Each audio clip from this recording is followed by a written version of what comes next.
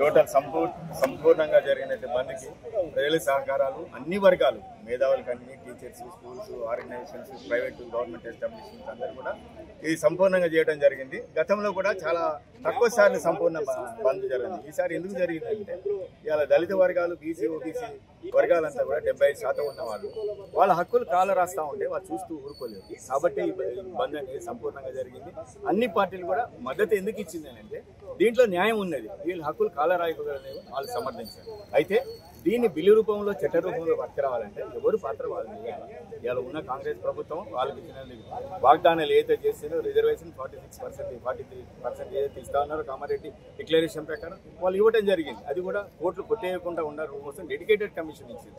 ఇది చేసిన తర్వాత కూడా ఎందుకు కొట్టేసిన వాళ్ళు రాజ్యాంగంలో క్యాపింగ్. ఈ క్యాపింగ్ 50% రాజ్యాంగబద్ధం కాదు, ఎక్కడ రాసి లేదు.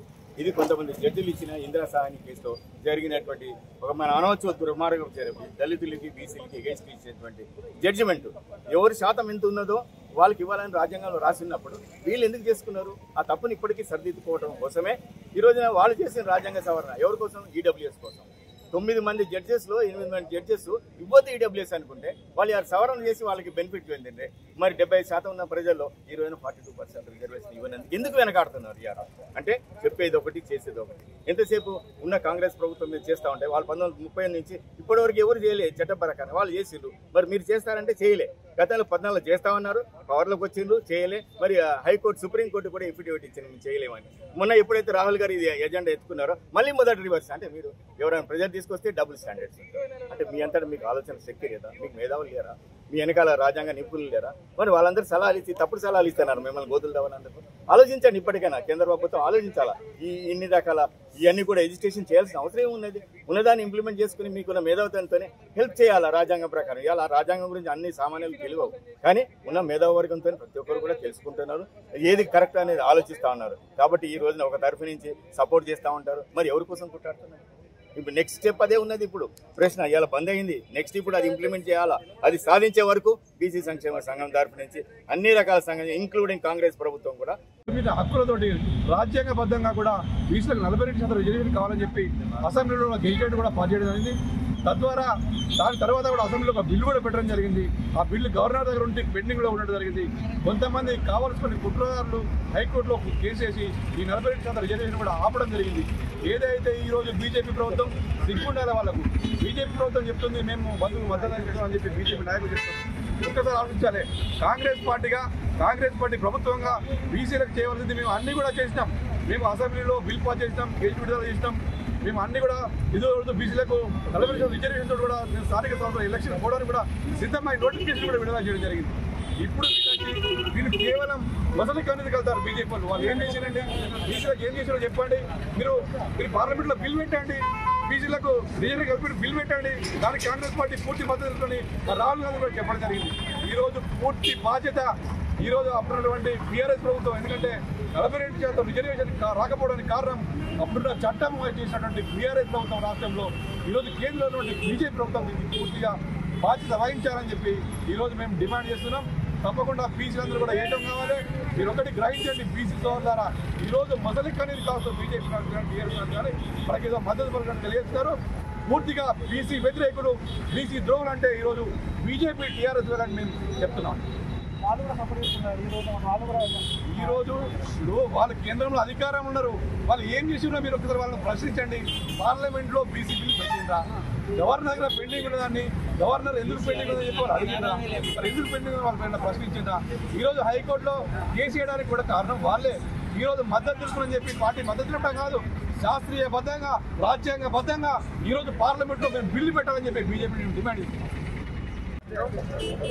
దానిలో భాగంగా మంచిర్యాల నియోజకవర్గ గౌరవ మాజీ శాసనసభ్యులు నడిపెల్లి దివాకర్ రావు గారి ఆదేశానుసారం గౌరవ రాష్ట్ర నాయకులు సోదరుడు విజిత్ కుమార్ సారథ్యంలో వారి సూచనల మేరకి నియోజకవర్గ స్థాయిలో పూర్తి స్థాయిలో బీసీ సంఘాల బంధుకు సంఘీభావంగా బీఆర్ఎస్ పార్టీ వెలుగు నుండి మాజీ ప్రజాప్రతినిధులు, మాజీ చైర్మన్లు, టీఆర్ఎస్ కుటుంబ సభ్యుల సహకారంతో పూర్తి స్థాయిలో వందలాది మందికి వచ్చి స్వచ్ఛందంగా బంద్ ఉన్నప్పటికీ వారికి మేము ఉన్నామని మనోధైర్యం ఇచ్చే విధంగా గౌరవ కేటీఆర్ గారి పిలుపు మేరకు ఇక్కడ బంద్ జరగడం జరుగుతుంది. దానిలో బీఆర్ఎస్ కుటుంబ సభ్యులందరం కూడా పాల్గొనడం జరిగింది. అలాగే ఈరోజు రాష్ట్రంలో ఒక విచిత్రమైన పరిస్థితి ఉన్నది. ఎందుకంటే నేను 31 సంవత్సరమైన రాజకీయాలు చూస్తున్నా, ఇలాంటి పరిస్థితి నేనైతే ఎప్పుడు చూడలేదు. ఎందుకంటే బీసీ సమాజాన్ని మోసం చేస్తున్న పార్టీలు, బీసీ పేరుతో డిక్లరేషన్స్ ఇచ్చి 42% మేము ఇస్తామని చెప్పేసినటువంటి పార్టీలు కూడా ఇలా బంధుకు మద్దతు తెలపడం శుభసూచితమైనప్పటికీ వారు ఎవరి మీద నిరసన తెలుపుతుందో అర్థం కాలన్నటువంటి పరిస్థితి కాంగ్రెస్ బీజేపీల పైన చెప్పాల్సిన బాధ్యత వాళ్ళపైన ఉంది. ఒక పక్క జీవోలు ఇస్తూ నిలవలేనటువంటి కోర్టులో నిలవలేనటువంటి జీవోలు ఇస్తూ తెలంగాణ బీసీ సమాజాన్ని పూర్తి స్థాయిలో మోసం చేస్తున్నటువంటి కాంగ్రెస్ పార్టీ ఒక పక్క అయితే 9th షెడ్యూల్లో చేర్చి పార్లమెంట్లో ఆమోదించాల్సినటువంటి బీజేపీ పార్టీ కూడా వాళ్ళ చిత్తశుద్ధి లేకుండా ఇలా ఈరోజు బంద్లో పాల్గొనడం మంచిదైనప్పటికీ కాంగ్రెస్ పార్టీ చెప్తాం తప్పించుకోవడానికి మా చేతిలో ఏం లేదు, మేము అసెంబ్లీ ఏకగ్రీవ తీర్మానం చేసినాం, లేకుంటే జీవోలు ఇచ్చినాం, గవర్నర్ గారి దగ్గర ఉన్నది, రాష్ట్రపతి గారి దగ్గర ఉన్నదని చెప్పడం తప్ప వాళ్ళు చేసేది ఏమీ లేదు. ఎందుకంటే ఇలా పార్లమెంట్లో వాళ్ళకి బలం లేనప్పటికీ ఇలా ఇండియా కూటమి ద్వారా ప్రధాన ప్రతిపక్షమైనటువంటి కాంగ్రెస్ పార్టీ ఏ ఒక్క రోజు కూడా బీసీ బిల్లు కోసం పార్లమెంట్ జరిగిన రోజులు ఒక్క ఎంపీ అంటే ఒక్క ఎంపీ నిల్చొని తెలంగాణ రాష్ట్రంలో మా బీసీలకు 42% మేము ఏకగ్రీవ తీర్మానం చేసినాం, ఆ బీసీ బిల్లు ఆమోదం కోసం మేము కొట్లాడుతున్నామని ఒక్కరు కూడా పోడియం దగ్గరికి వచ్చినటువంటి సందర్భం మనం చూడలేదు. ఎందుకంటే సరే ఇండియా కూటమిలో వివిధ పార్టీలు ఉంటాయి, వాళ్ళంటే వాళ్ళ ప్రాబ్లం వల్ల రాలేదనుకుందాం. కనీసం కాంగ్రెస్ ఉన్నటువంటి 99 మంది ఎంపీలన్నా ఏ ఒక్క రోజు కూడా నిల్చొని తెలంగాణ రాష్ట్రంలో మాకు 42% బీసీలకు మేము హామీ ఇచ్చినాం, ముఖం పెట్టుకొని తిరగలేకపోతాం, తెలంగాణ రాష్ట్రంలో బీజేపీపై ఒత్తిడి తెచ్చి ఈ బిల్లును ఆమోదించేసే విధంగా తమిళనాడులో ఏదైతే తీసుకొచ్చిందో ఆ రోజుల్లో అదే విధంగా మాకు ఇవ్వాలని చెప్పేసి ఏ రోజు కూడా కొట్లాడలే. సరే అది కూడా వివిధ రాష్ట్రాలలో కాంగ్రెస్ నాయకుల వాళ్ళ ప్రాబ్లం ఉందని మనం అనుకున్నాం. దిక్కుమాలిన కాంగ్రెస్ పార్టీ ఇక్కడ 8 సీట్లు ఎంపీలు గెలిచి ఏ ఒక్క ఎంపీ కూడా బీసీ సమాజం కోసం మాట్లాడి నిల్చున్నటువంటి సందర్భం పార్లమెంట్లో లేదంటే దానికన్నా సిగ్గుచేటు ఈ కాంగ్రెస్ ఇంకొకసారి ఉండదని బీఆర్ఎస్ పార్టీగా వాళ్ళని నిలదీయడం జరుగుతుంది.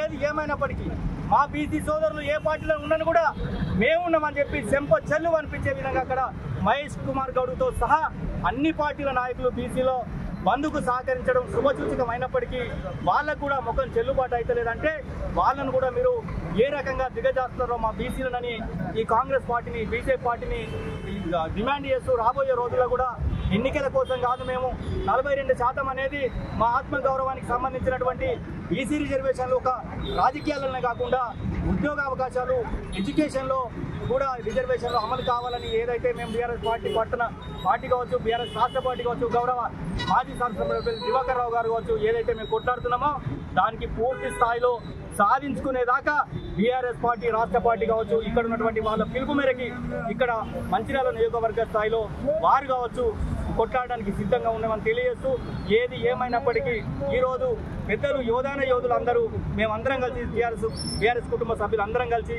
గౌరవ మీడియా సోదరులను కూడా ఒకటి కోరుతున్నాం, మీరు కూడా క్వశ్చన్ చేయండి, అన్ని పార్టీలను క్వశ్చన్ చేయండి. ఏమన్నంటే మీరు ఆ రోజు రిజర్వేషన్ తగ్గించిందనే మాట ఒకటి చెప్తారు, కానీ మేము ఎన్నికలకు పోయినాం, మీరు ఎన్నికలకు వచ్చి ఆ వాగ్దానం చేసినటువంటి కామారెడ్డి డిక్లరేషన్ ఏదైతే ఉందో అమలు చేసేదాకా ఈ అగ్రవర్ణాలను రోడ్డు మీద కూడా రేపు తిరగలేని పరిస్థితి, ఏదైతే మోసం చేసిన అగ్రవర్ణాలలో కూడా ఇలా రెడ్డి కావచ్చు, వెల్మ కావచ్చు, ఇంకా అగ్రవర్ణాలు కావచ్చు, వాళ్ళల్లో కూడా పేదవాళ్ళు ఉన్నారు, వాళ్ళకేమో ఉరగబెట్టేది ఈ లీడర్లు ఎవ్వరు లేరు. వేలాది లక్షలాది కోట్లు సంపాదించి పార్టీలను కొని రాజ్యం వెళ్తున్నటువంటి ఇలాంటి నాయకులను పొందబెట్టవలసిన బాధ్యత ఎస్సీ, ఎస్టీ, బీసీ, మైనార్టీ నాయకుల పైన ఉన్నది, ప్రజల పైన ఉన్నదని తెలియజేస్తూ ముగిస్తున్న. జై హింద్, జై తెలంగాణ. ఇవ్వాలని చెప్పి ఆలోచనతోటి వీళ్ళన్ని రాజకీయ పార్టీలు బీసీలను వ్యతిరేకించినటువంటి బీఆర్ఎస్ పార్టీ సైతం ఇవాళ బీసీలకు అనుకూలంగా వీళ్ళు చేస్తున్నటువంటి బంద్కి మద్దతు పలికింది. మరి వీళ్ళు మేము బంద్ ఎవరికి వ్యతిరేకంగా చేస్తున్నాం, దేనికి వ్యతిరేకంగా చేస్తున్నాం అనేది వీళ్ళ ఒక క్వశ్చన్ మార్క్. ఎందుకంటే అన్ని రాజకీయ పార్టీలు బీసీకి అనుకూలంగా ఉన్నాయి, మరి బీసీల రిజర్వేషన్ ఎందుకైతే లేదు? వీళ్ళ ప్రజలు జరుగుతున్న పెద్ద చర్చ. కాబట్టి ఇవాళ జరుగుతున్నటువంటి బంద్ ఏదైతే ఉన్నదో ఈ బంద్లో వీళ్ళ బీసీ సమాజం మొత్తం కూడా ఒక చర్చనీయాంశం అయిపోయింది. ఇది యావత్ తెలంగాణ కాకుండా భారతదేశం మొత్తం కూడా బీసీ సమాజం పట్ల ఒక చర్చ జరుగుతున్నది. మన Bharatiya Janata Party, TRS party, BRS party, communist పార్టీలు అన్ని పార్టీలు మరి 42 రిజర్వేషన్కి అనుకూలంగా ఉన్నాయి. మరి ఎందుకు ఆగింది? ఇక్కడ వచ్చినటువంటి ప్రాబ్లం ఏమైనా వస్తుందంటే జీవో నెంబర్ 9 ప్రకారం ఇచ్చింది చెల్లది. అది చెల్లది, కోర్టులు దాన్ని వ్యతిరేకిస్తాయి. దాని ద్వారా బీసీ రిజర్వేషన్ ఇంప్లిమెంట్ కాదని చెప్పి ఆయా రాజకీయ పార్టీలకు తెలుసు. కాబట్టి కాంగ్రెస్ పార్టీ ఉద్దేశపూర్వకంగా పెట్టినటువంటి బిల్లు ఏదైతే ఉన్నదో అసెంబ్లీలో పాస్ అయిపోయింది. గవర్నర్ దగ్గర పోయిన తర్వాత గవర్నర్ రాజ్యాంగానికి వ్యతిరేకంగా పనిచేయరు. 50% రిజర్వేషన్ దాటి అని ఎట్లా ఒప్పుకోరు. కాబట్టి గవర్నర్ని ఇందులో పాత్రదారుని వేసి ఆయనని ఇలా భరణం చేయడం సరికాదు.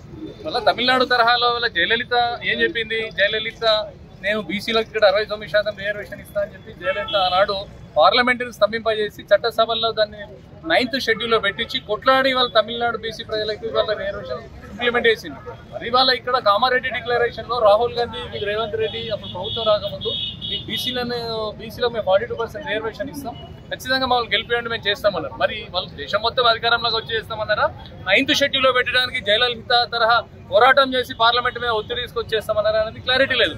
అయినప్పటికీ కూడా బీసీలో ఆత్మగౌరవంతో నమ్మినటువంటి వీళ్ళు నమ్మకం కలిగిస్తున్నారు అని చెప్పి వాళ్ళ ఓట్లేసి గెలిపించి గద్దెనెక్కిస్తే ఇవాళ జీవో నెంబర్ 9 ఇచ్చి అంటే ఒక చెల్లని చిత్తు కాగితం ఇచ్చి మార్కెట్లో అంగట్లో సరుకులు కొమ్మన్నట్టుగా వాళ్ళ బీసీ పరిస్థితి తయారైంది. బీసీలో ఆత్మగౌరవం ఇవాళ దెబ్బతిన్నది. ఇవాళ జయలలిత ఏదైతే ఇచ్చిన మాట కట్టుబడి ఢిల్లీలో యుద్ధం చేసిందో అదేవిధంగా కాంగ్రెస్ పార్టీ కూడా ఈ యొక్క తెలంగాణలో ఉన్నటువంటి బీసీలందరినీ కూడా ఏకం చేసి పార్లమెంటులో చర్చ జరిగే విధంగా అంటే కాంగ్రెస్ ఉన్నటువంటి 8 మంది, బీజేపీకి ఉన్నటువంటి 8 మంది శాసనసభ పార్లమెంట్ సభ్యులు కావచ్చు, శాసనసభ్యులు కావచ్చు, రాజ్యసభలు అందరూ కూడా పార్లమెంట్ లో పెద్ద ఎత్తున చర్చ జరిగే విధంగా ఉద్యమం చేయాలి. అది కాంగ్రెస్ పార్టీ బాధ్యత, నైతిక బాధ్యత. రేవంత్ రెడ్డి హైదరాబాద్ దాటకుండా ఒకరోజు జంతర్ మంతర్ గడ ధర్నాలో పాల్గొని బీసీలకు బీజేపీ చేస్తలేదు అనేది కరెక్ట్ కాదు. ఎందుకంటే పప్పు ఎసరు పెట్టిన తర్వాత నిప్పు పెట్టకపోతే పప్పు ఉడకది. కాబట్టి తెలంగాణలో బీసీలకు న్యాయం చేస్తున్నటువంటి కాంగ్రెస్ పార్టీ బీసీ రిజర్వేషన్ మరి బంధువులు బాగా గౌరవ శాసనసభ్యులు ప్రేమసారావు గారు జిల్లా కాంగ్రెస్ పార్టీ అధ్యక్షులు ఆదేశాల మేరకు కాంగ్రెస్ పార్టీ ఆధ్వర్యంలో పెద్ద ఎత్తున ఈ యొక్క బంధువులు పాల్గొనడం జరిగింది. ఈ యొక్క బంధులో ఏదైతే 42% మరి బీసీలకు రిజర్వేషన్ కావాలని చెప్పేసి పోరాడుతున్న ఏకైక పార్టీ కాంగ్రెస్ పార్టీ అని చెప్పవచ్చు. ఎందుకంటే మరి గత ప్రభుత్వాలు చూస్తే టీఆర్ఎస్ పార్టీ కావచ్చు మరి 33% ఉన్నటువంటి మరి బీసీ రిజర్వేషన్ మరి 22% కుదించినటువంటి ఘనత మరి వారు దక్కించుకున్నారు. మరి వారు ఏ విధంగా ఈ బంధులో పాల్గొనే ప్రశ్నిస్తున్నాం.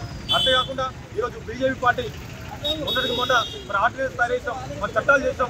ఈరోజు గవర్నర్ దగ్గర పంపిస్తే గవర్నర్ పెండింగ్ పెట్టుకోవడం, ఈ రోజు కూడా మరి దాని మీద ఎలాంటి మరి స్పందన లేకపోవడం చాలా మరి దుర్మార్గ విషయం. ఈరోజు బీజేపీ నేతలు మరి మేము కూడా బంధుకు మరి మేము కూడా సపోర్ట్ ఇస్తామని చెప్పేసి మరి అసలు మీకు ఏ విధంగా హక్కుందని చెప్పేసి ప్రశ్నిస్తున్నాం. ఎందుకంటే ఈరోజు బీజేపీ టీఆర్ఎస్ నాటకాల వల్ల ఈరోజు బీసీ సంఘాలు కావచ్చు, బీసీలు కావచ్చు మరి చాలా వెనుకబడుతున్నారు. ఏదైతే ఈరోజు కులగణనలో మరి 56% ఉన్నటువంటి బీసీలకు 42% ఖచ్చితంగా ఇవ్వాలని చెప్పేసి ఒక రెడ్డి అనేప్పటికీ కూడా మరి రేవంత్ రెడ్డి గారు మరి పెద్ద ఎత్తున బీసీ కోసం పోరాడుతున్న సంగతి యావత్ తెలంగాణ అందరికీ తెలుసు. ఏదైతే మరి బీసీలకు న్యాయం జరిగేంత వరకు ఈ పోరాటం బాగా చెప్పేసి తెలియజేసుకుంటూ ఏదైతే ఈ బంధువులు పాల్గొన్నటువంటి వామపక్షాలు బీసీ రంగ నేతలు కాంగ్రెస్ పార్టీ నాయకులందరూ కూడా దానిలో భాగంగా మంచిర్యాల నియోజకవర్గ గౌరవ మాజీ శాసనసభ్యులు నడిపెల్లి దివాకర్ రావు గారి ఆదేశానుసారం గౌరవ రాష్ట్ర నాయకులు సోదరుడు విజిత్ కుమార్ సారథ్యంలో వారు సూచనల మేరకి నియోజకవర్గ స్థాయిలో పూర్తి స్థాయిలో బీసీ సంఘాల బంధుకు సంఘీభావంగా బీఆర్ఎస్ పార్టీ వెలుగు నుండి మాజీ ప్రజాప్రతినిధులు, మాజీ చైర్మన్లు, టీఆర్ఎస్ కుటుంబ సభ్యుల సహకారంతో పూర్తి స్థాయిలో వందలాది మందికి వచ్చి స్వచ్ఛందంగా బంద్ ఉన్నప్పటికీ వారికి మేమున్నామని మనోధైర్యం ఇచ్చే విధంగా గౌరవ కేటీఆర్ గారి పిలుపు మేరకు ఇక్కడ బంద్ జరగడం జరుగుతుంది. దానిలో టీఆర్ఎస్ కుటుంబ సభ్యులందరం కూడా పాల్గొనడం జరిగింది. అలాగే ఈరోజు రాష్ట్రంలో ఒక విచిత్రమైన పరిస్థితి ఉన్నది. ఎందుకంటే నేను 31 సంవత్సరమైన రాజకీయాలు చూస్తున్నా, ఇలాంటి పరిస్థితి నేనైతే ఎప్పుడు చూడలేదు. ఎందుకంటే బీసీ సమాజాన్ని మోసం చేస్తున్న పార్టీలు, బీసీ పేరుతో డిక్లరేషన్స్ ఇచ్చి 42% మేము ఇస్తామని చెప్పేసినటువంటి పార్టీలు కూడా ఇలా బంద్కు మద్దతు తెలపడం శుభసూచితమైనప్పటికీ వారు ఎవరి మీద నిరసన తెలుపుతారో అర్థం కాదన్నటువంటి పరిస్థితి కాంగ్రెస్ బీజేపీల పైన చెప్పాల్సిన బాధ్యత వాళ్ళపై ఉంది. ఒక పక్క జీవోలిస్తూ నిలవలేనటువంటి కోర్టులో నిలవలేనటువంటి జీవోలిస్తూ తెలంగాణ బీసీ సమాజాన్ని పూర్తి స్థాయిలో మోసం చేస్తున్నటువంటి కాంగ్రెస్ పార్టీ ఒక పక్క అయితే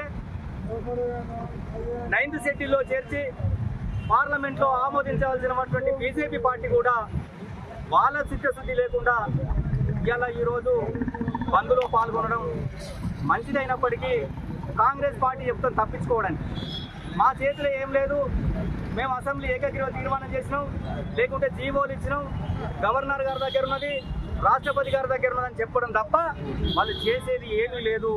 ఎందుకంటే ఇలా పార్లమెంట్లో వాళ్ళకి బలం లేనప్పటికీ ఇలా ఇండియా కూటమి ద్వారా ప్రధాన ప్రతిపక్షమైనటువంటి కాంగ్రెస్ పార్టీ ఏ ఒక్క రోజు కూడా బీసీ బిల్లు కోసం పార్లమెంట్ జరిగిన రోజులు ఒక్క ఎంపీ అంటే ఒక్క ఎంపీ నిల్చొని తెలంగాణ రాష్ట్రంలో మా బీసీలకు 42% మేము ఏకగ్రీవ తీర్మానం చేసినాం, ఆ బీసీ బిల్లు ఆమోదం కోసం మేము కొట్లాడుతున్నామని ఒక్కరు కూడా పోడియం దగ్గరికి వచ్చినటువంటి సందర్భం మనం చూడలేదు. ఎందుకంటే సరే ఇండియా కూటమిలో వివిధ పార్టీలు ఉంటాయి, వాళ్ళంటే వాళ్ళ ప్రాబ్లం వల్ల రాలేదనుకుందాం.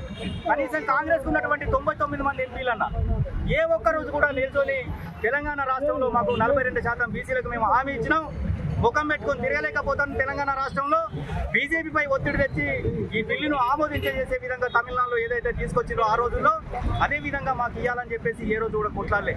సరే అది కూడా వివిధ రాష్ట్రాలలో కాంగ్రెస్ నాయకుల వాళ్ళ ప్రాబ్లం ఉందని మనం అనుకున్నాం.